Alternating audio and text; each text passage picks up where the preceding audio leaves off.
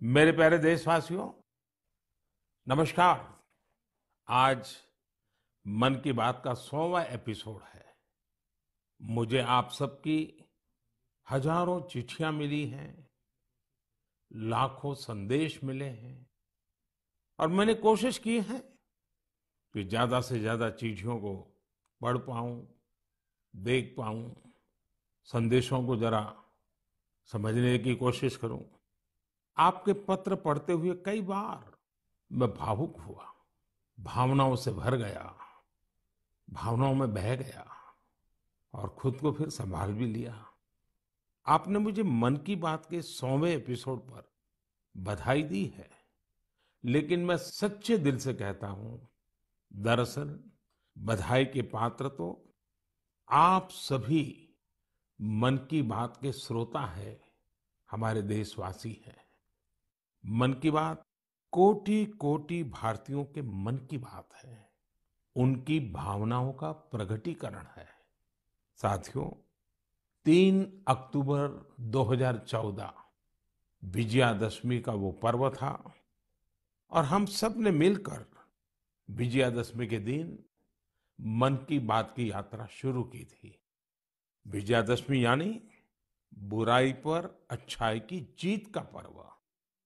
मन की बात भी देशवासियों की अच्छाइयों का, सकारात्मकता का एक अनोखा पर्व बन गया है। एक ऐसा पर्व जो हर महीने आता है, जिसका इंतजार हम सभी को होता है। हम इसमें पॉजिटिविटी को सेलिब्रेट करते हैं, हम इसमें पीपल्स पार्टिसिपेशन को भी सेलिब्रेट करते हैं। कई बार यकीन नहीं होता कि मन की बात को इतने महीने और इतने साल गुजर गए। हर एपिसोड अपने आप में खास रहा। हर बार नए उदाहरणों की नवीनता, हर बार देशवासियों की नई सफलताओं का विस्तार। मन की बात में पूरे देश के कोने कोने से लोग जुड़े, हर आयु वर्ग के लोग जुड़े। बेटी बचाओ बेटी पढ़ाओ की बात हो, स्वच्छ भारत आंदोलन हो, खादी के प्रति प्रेम हो या प्रकृति की बात, आजादी का अमृत महोत्सव हो या फिर अमृत सरोवर की बात।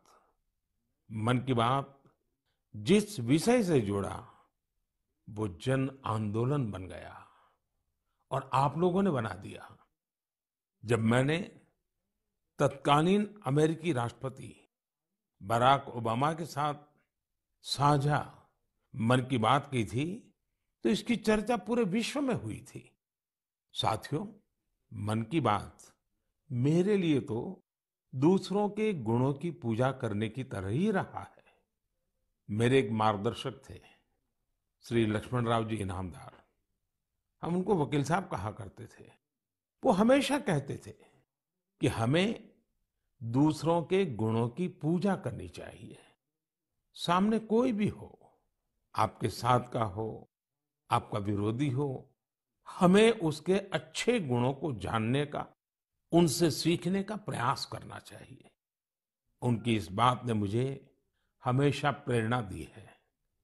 मन की बात दूसरों के गुणों से सीखने का बहुत बड़ा माध्यम बन गई है। मेरे प्यारे देशवासियों, इस कार्यक्रम ने मुझे कभी भी आपसे दूर नहीं होने दिया। मुझे याद है, जब मैं गुजरात का मुख्यमंत्री था, तो वहां सामान्य जन से मिलना जुलना स्वाभाविक रूप से हो ही जाता था। मुख्यमंत्री का कामकाज और कार्यकाल ऐसा ही होता है, मिलने जुलने के अवसर बहुत मिलते रहते हैं। लेकिन 2014 में दिल्ली आने के बाद मैंने पाया कि यहाँ का जीवन तो बहुत ही अलग है। काम का स्वरूप अलग, दायित्व अलग, स्थितियां परिस्थितियों के बंधन, सुरक्षा का तामझाम, समय की सीमा।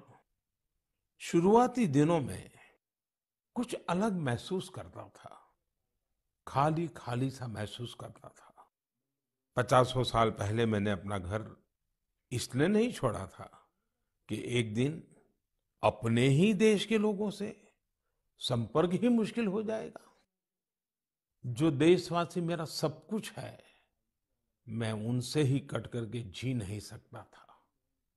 मन की बात ने मुझे इस चुनौती का समाधान दिया, सामान्य मानवी से जुड़ने का रास्ता दिया।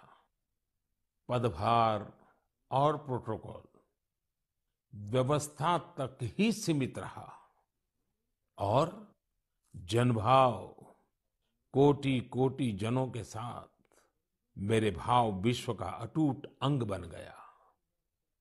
हर महीने मैं देश के लोगों के हजारों संदेशों को पढ़ता हूँ। हर महीने में देशवासियों के एक से एक अद्भुत स्वरूप के दर्शन करता हूँ। मैं देशवासियों के तप त्याग की पराकाष्ठा को देखता हूँ, महसूस करता हूँ। मुझे लगता ही नहीं है कि मैं आपसे थोड़ा भी दूर हूँ।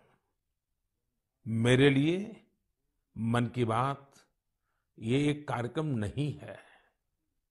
मेरे लिए एक आस्था, पूजा, व्रत है।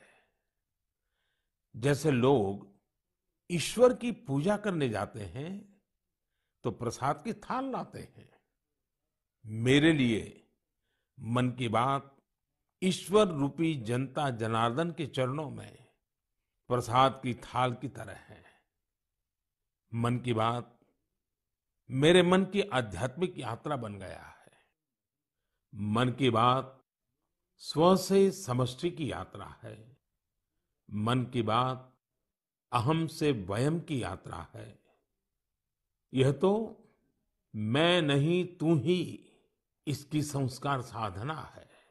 आप कल्पना करिए, मेरा कोई देशवासी 40-40 साल से निर्जन पहाड़ी और बंजर जमीन पर पेड़ लगा रहा है। कितने ही लोग 30-30 साल से जल संरक्षण के लिए बावड़ियां और तालाब बना रहे हैं, उसकी साफ सफाई कर रहे हैं।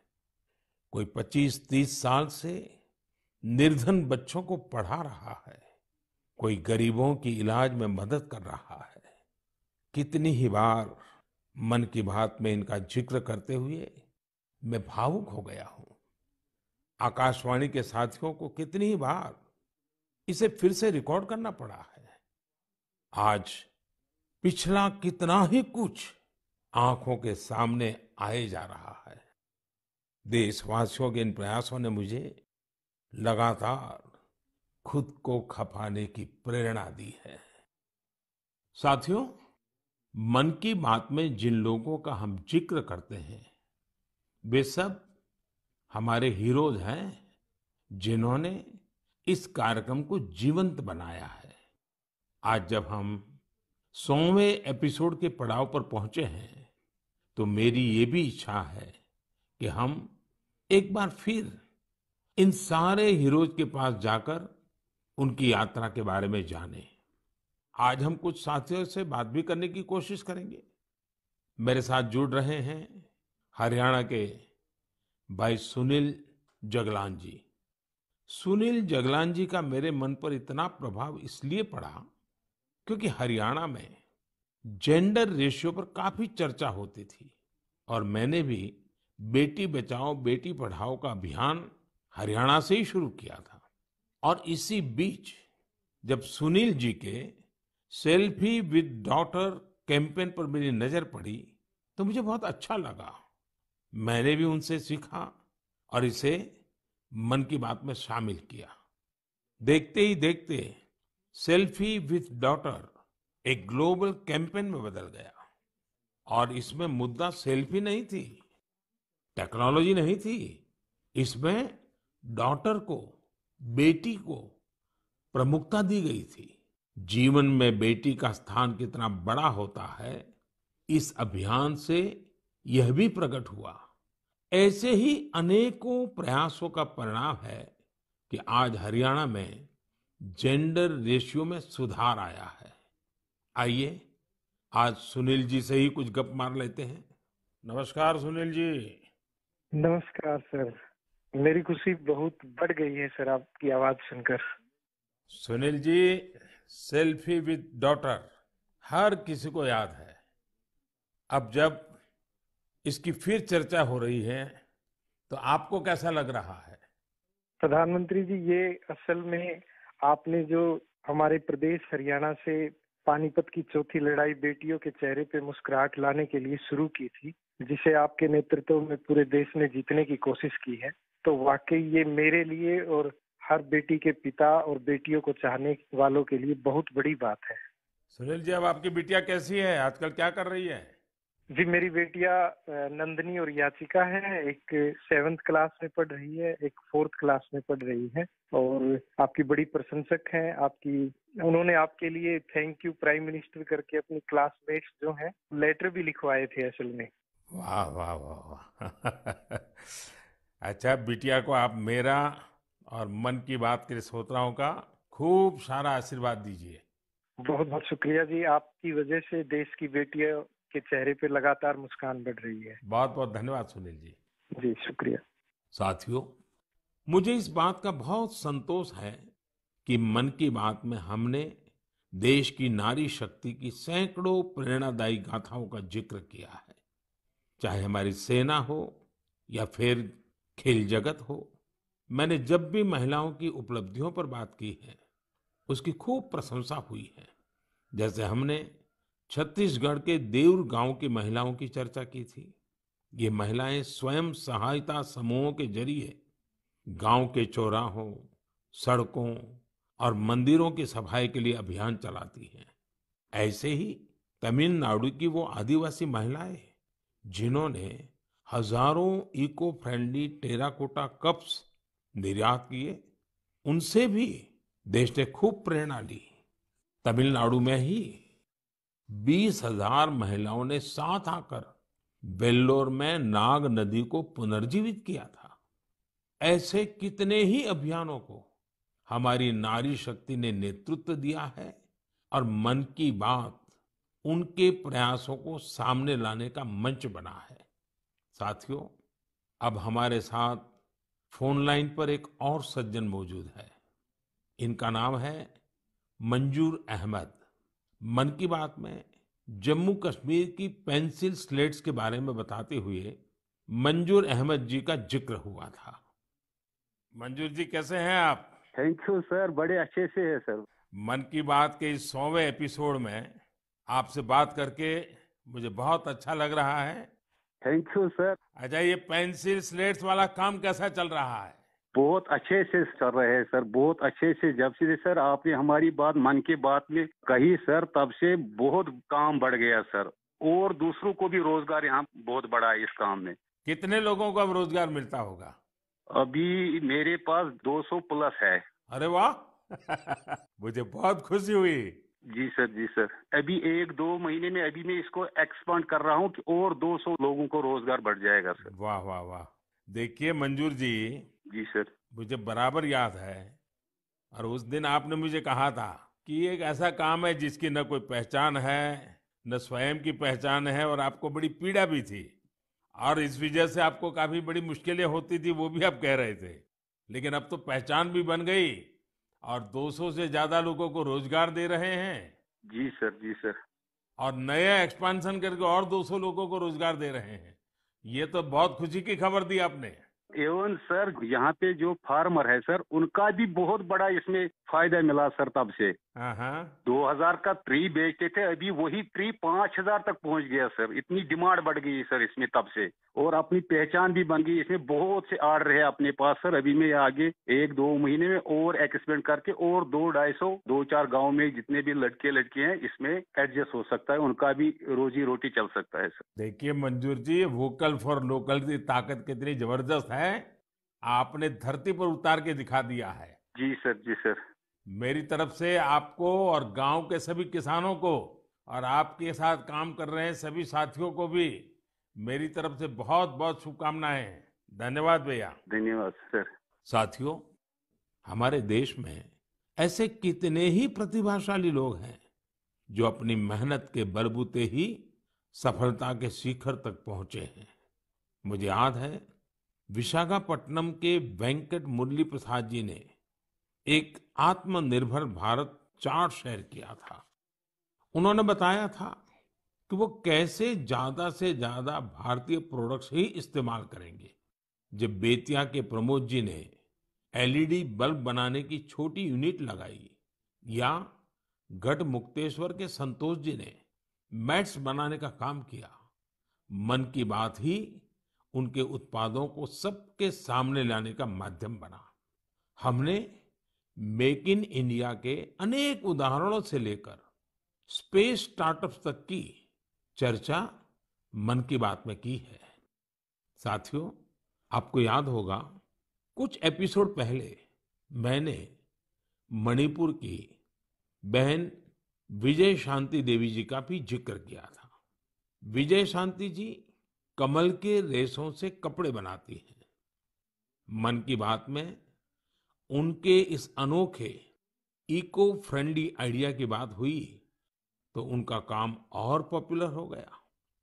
आज विजय शांति जी फोन पर हमारे साथ हैं। नमस्ते Vijay Shanti ji, how are you? Sir, I am fine. And how is your work going on? Sir, still working along with my 30 women.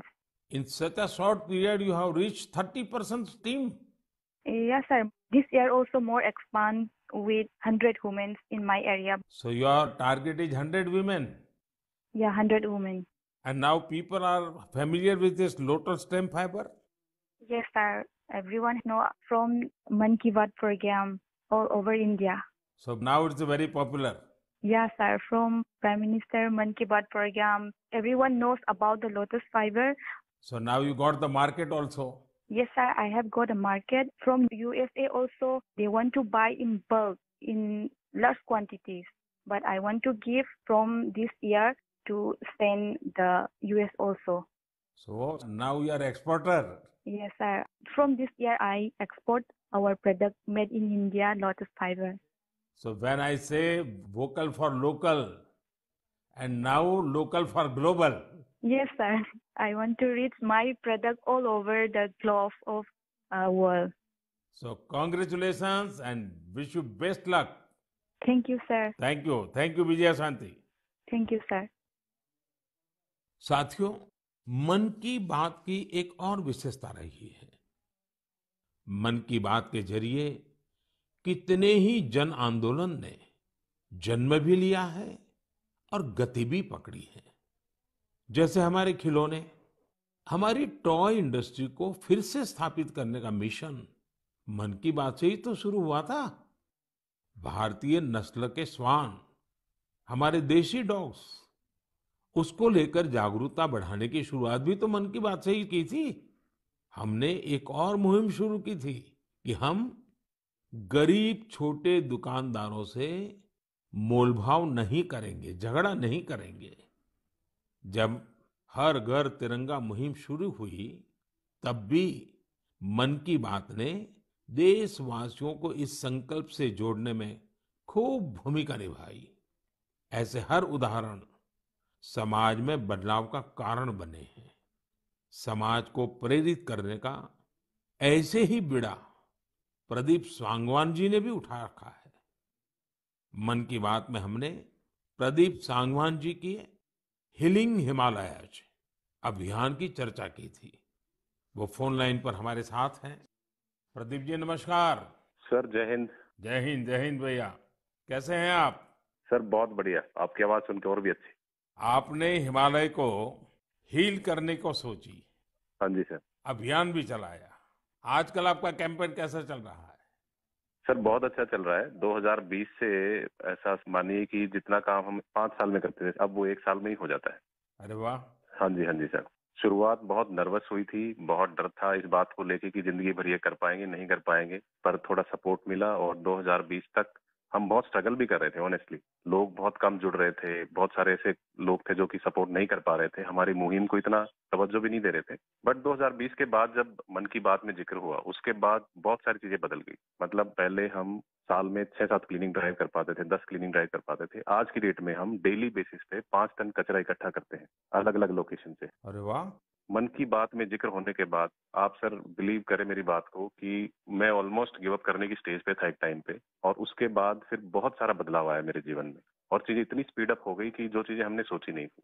So I am really thankful कि पता नहीं कैसे हमारे जैसे लोगों को आप ढूंढ लेते हैं, कौन इतनी दूर दराज एरिया में काम करता है, हिमालय के क्षेत्र में जाके बैठ के हम काम कर रहे हैं, सॉल्टिट्यूड पे काम कर रहे हैं, वहां पे आपने ढूंढा हमें, हमारे काम को दुनिया के सामने लेके आए।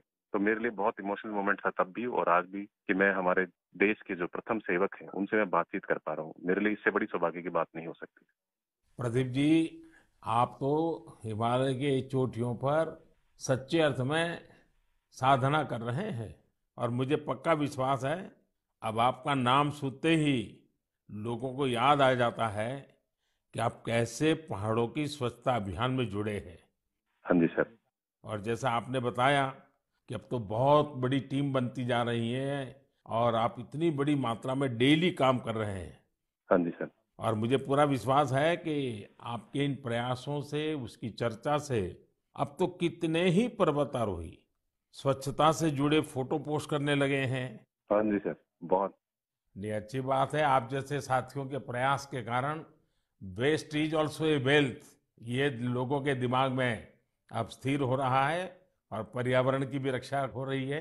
और हिमालय का जो हमारा गर्व है उसको संभालना, संवारना, वो सामान्य मानवी जुड़ रहा है। प्रदीप जी, बहुत अच्छा लगा मुझे। बहुत बहुत धन्यवाद भैया। Thank you sir, thank you so much. जय हिंद। साथियों, आज देश में टूरिज्म बहुत तेजी से ग्रो कर रहा है। हमारे ये प्राकृतिक संसाधन हो, नदियां, पहाड़, तालाब या फिर हमारे तीर्थ स्थल हो, उन्हें साफ रखना बहुत जरूरी है। ये टूरिज्म इंडस्ट्री की बहुत मदद करेगा। पर्यटन में स्वच्छता के साथ साथ हमने इनक्रेडिबल इंडिया मूवमेंट की भी कई बार चर्चा की है। इस मूवमेंट से लोगों को पहली बार ऐसे कितनी जगहों के बारे में पता चला जो उनके आसपास ही थे। मैं हमेशा ही कहता हूं कि हमें विदेशों में टूरिज्म पर जाने से पहले हमारे देश के कम से कम 15 टूरिस्ट डेस्टिनेशन पर जरूर जाना चाहिए। और यह डेस्टिनेशन जिस राज्य में आप रहते हैं वहां के नहीं होने चाहिए, आपके राज्य से बाहर किसी अन्य राज्य के होने चाहिए। ऐसे ही हमने स्वच्छ सियाचिन, सिंगल यूज प्लास्टिक और ई वेस्ट जैसे गंभीर विषयों पर भी लगातार बात की है।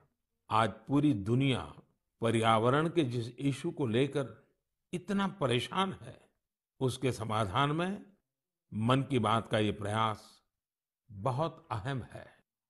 साथियों, मन की बात को लेकर मुझे इस बार एक और खास संदेश यूनेस्को की डीजी ऑद्रे ऑजुले का आया है। उन्होंने सभी देशवासियों को 100 एपिसोड की इस शानदार जर्नी के लिए शुभकामनाएं दी हैं। साथ ही उन्होंने कुछ सवाल भी पूछे हैं। आइए पहले यूनेस्को की डीजी के मन की बात सुनते हैं। Namaste, Excellency, dear Prime Minister. On behalf of UNESCO, I thank you for this opportunity to be part of the 100th episode of the Man Ki Baat radio broadcast. UNESCO and India have a long common history. We have very strong partnerships together in all areas of our mandate: education, science, culture, and information. And I would like to take this opportunity today to talk about the importance of education. UNESCO is working with its member states to ensure that everyone in the world has access to quality education by 2030. With the largest population in the world, could you please explain the Indian way to achieving this objective? UNESCO also works to support culture and protect heritage. And India is chairing the G20 this year. World leaders will be coming to Delhi for this event. Excellency, how does India want to put culture and education at the top of the international agenda? I once again thank you for this opportunity and convey my very best wishes through you to the people of India. À bientôt. Merci beaucoup. Thank you, Excellency. I'm happy to interact with you in the 100th Man Ki Baat program. I'm also happy that you have raised the important issues of education and culture. साथियों, UNESCO की DG ने education और cultural preservation यानी शिक्षा और संस्कृति संरक्षण को लेकर भारत के प्रयासों के बारे में जानना चाहा है। ये दोनों ही विषय मन की बात के पसंदीदा विषय रहे हैं। बात शिक्षा की हो या संस्कृति की, उसके संरक्षण की बात हो या संवर्धन की, भारत की यह प्राचीन परंपरा रही है। इस दिशा में आज देश जो काम कर रहा है वो वाकई बहुत सराहनीय है। नेशनल एजुकेशन पॉलिसी हो या क्षेत्रीय भाषा में पढ़ाई का विकल्प हो, एजुकेशन में टेक्नोलॉजी इंटीग्रेशन हो, आपको ऐसे अनेक प्रयास देखने को मिलेंगे। वर्षों पहले गुजरात में बेहतर शिक्षा देने और ड्रॉप आउट रेट्स को कम करने के लिए गुणोत्सव और शाला प्रवेश उत्सव जैसे कार्यक्रम जन भागीदारी की एक अद्भुत मिसाल बन गए थे। मन की बात में हमने ऐसे कितने ही लोगों के प्रयासों को हाईलाइट किया है जो निस्वार्थ भाव से शिक्षा के लिए काम कर रहे हैं। आपको याद होगा, एक बार हमने ओडिशा में ठेले पर चाय बेचने वाले स्वर्गीय डी प्रकाश राव जी के बारे में चर्चा की थी, जो गरीब बच्चों को पढ़ाने के मिशन में लगे हुए थे। झारखंड के गांवों में डिजिटल लाइब्रेरी चलाने वाले संजय कश्यप जी हो, कोविड के दौरान ई लर्निंग के जरिए कई बच्चों की मदद करने वाली हेमलता एनके जी हो, ऐसे अनेक शिक्षकों के उदाहरण हमने मन की बात में लिए हैं। हमने कल्चरल प्रिजर्वेशन के प्रयासों को भी मन की बात में लगातार जगह दी है। लक्षद्वीप का कुम्मेल ब्रदर्स चैलेंजर्स क्लब हो या कर्नाटका के क्वेमश्री जी कला चेतना जैसे मंच हो, देश के कोने कोने से लोगों ने मुझे चिट्ठी लेकर ऐसे उदाहरण भेजे। हमने उन 3 कॉम्पिटिशन्स को लेकर भी बात की थी जो देशभक्ति पर गीत, लोरी और रंगोली से जुड़े थे। आपको ध्यान होगा, एक बार हमने देश भर के स्टोरी टेलर्स से स्टोरी टेलिंग के माध्यम से शिक्षा की भारतीय विधाओं पर चर्चा की थी। मेरा अटूट विश्वास है कि सामूहिक प्रयास से बड़ा बदलाव लाया जा सकता है। इस साल हम जहां आजादी के अमृतकाल में आगे बढ़ रहे हैं, वहीं G20 की अध्यक्षता भी कर रहे हैं। यह भी एक वजह है कि एजुकेशन के साथ साथ डाइवर्स ग्लोबल कल्चर्स को समृद्ध करने के लिए हमारा संकल्प और मजबूत हुआ है। मेरे प्यारे देशवासियों, हमारे उपनिषदों का एक मंत्र सदियों से हमारे मानस को प्रेरणा देता आया है। चरैवेति चरैवेति चरैवेति, चलते रहो चलते रहो चलते रहो। आज हम इसी चरैवेति की भावना के साथ मन की बात का 100वां एपिसोड पूरा कर रहे हैं। भारत के सामाजिक ताने बाने को मजबूती देने में मन की बात किसी भी माला के धागे की तरह है जो हर मनके को जोड़े रखता है। हर एपिसोड में देशवासियों के सेवा और सामर्थ्य ने दूसरों को प्रेरणा दी है। इस कार्यक्रम में हर देशवासी दूसरे देशवासी की प्रेरणा बनता है। एक तरह से मन की बात का हर एपिसोड अगले एपिसोड के लिए जमीन तैयार करता है। मन की बात हमेशा सद्भावना, सेवा भावना और कर्तव्य भावना से ही आगे बढ़ा है। आजादी के अमृत काल में यही पॉजिटिविटी देश को आगे ले जाएगी, नई ऊंचाई पर ले जाएगी। और मुझे खुशी है कि मन की बात से जो शुरुआत हुई वो आज देश की नई परंपरा भी बन रही है। एक ऐसी परंपरा जिसमें हमें सबका प्रयास की भावना के दर्शन होते हैं। साथियों, मैं आज आकाशवाणी के साथियों को भी धन्यवाद दूंगा जो बहुत धैर्य के साथ इस पूरे कार्यक्रम को रिकॉर्ड करते हैं। वो ट्रांसलेटर्स जो बहुत ही कम समय में बहुत तेजी के साथ मन की बात का विभिन्न क्षेत्रीय भाषाओं में अनुवाद करते हैं, मैं उनका भी आभारी हूं। मैं दूरदर्शन के और माय गॉव के साथियों को भी धन्यवाद देता हूं। देश भर के टीवी चैनल्स, इलेक्ट्रॉनिक मीडिया के लोग जो मन की बात को बिना कॉमर्शियल ब्रेक के दिखाते हैं, उन सभी का मैं आभार व्यक्त करता हूं। और आखिरी में मैं उनका भी आभार व्यक्त करूंगा जो मन की बात की कमान संभाले हुए हैं। भारत के लोग, भारत में आस्था रखने वाले लोग, ये सब कुछ आपकी प्रेरणा और ताकत से ही संभव हो पाया है।